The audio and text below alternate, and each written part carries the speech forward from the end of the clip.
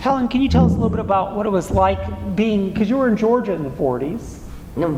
Tell us, can you share with people what your awareness was of the political life and life in Georgia at that time, so people can go I got arrested in 1948. I spent the summer working with the, I went to Georgia State College for Women, and I had gotten really interested in, the YWCA was very radical at that time, and was pushing against segregation. And as students, we were taken to interracial meetings. And so we went to Payne College, which was a black college. We went to the colleges in Atlanta. And I spent weekends in Atlanta.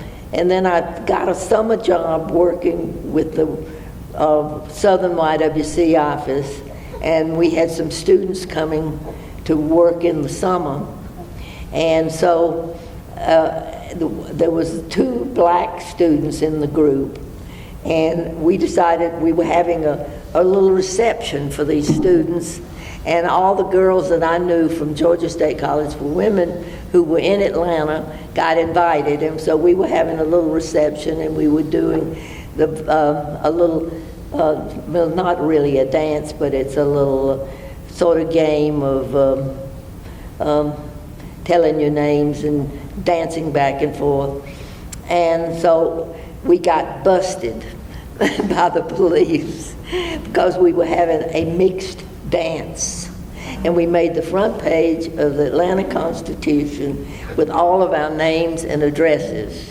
And so some of the girls' families got really upset because their daughter was at a mixed dance.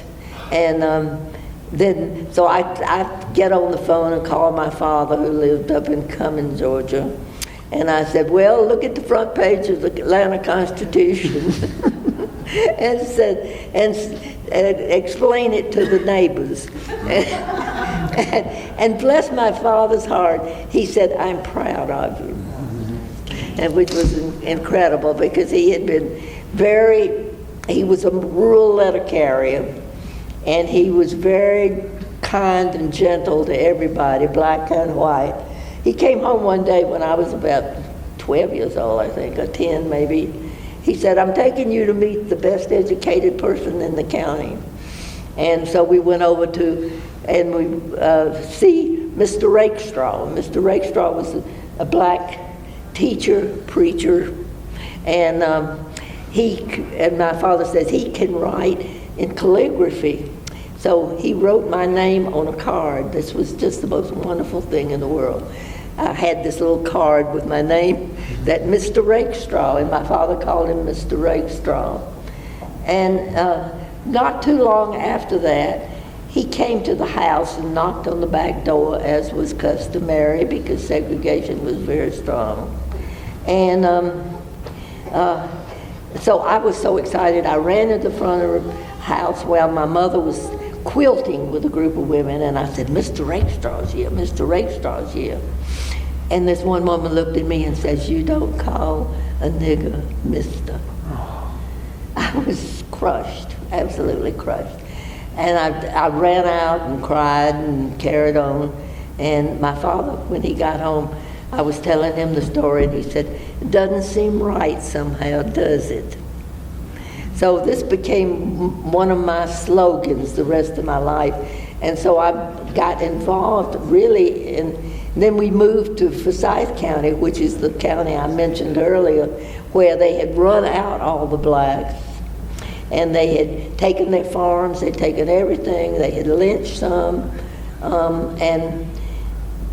But my father came home one day and he said, there's a black man on a bicycle, and he's headed up to going through the county. He's headed up through Chester T, and that's where the guys that started the riot was. And so I don't think he's going to make it. So I'm going to go find him and get him. And so he took got out from his car, took off and found him and carried him on to the next county where he would be safe. But so there was, you knew what was proper, but at the same time, because of by the time I went to college, I was ready for these interracial meetings. And so there was, the 40s was a really radicalizing time for me, being both from college and the interracial meetings and that kind of thing. But so there was stuff going on both ways. I mean, there was the beginnings of fights against segregation through the church women's groups particularly, and the YWCA, more so than the YMCA. YMCA was a little more conservative than the YW. So anyway, but you definitely, Cumming was in Forsyth County was the county where there were no blacks. And after we moved there, I would see blacks come in on delivery trucks, but they would hide in the back of the truck, because they were afraid to get out in that town. And so it was ever present, the whole segregated system. And anyway, that's it.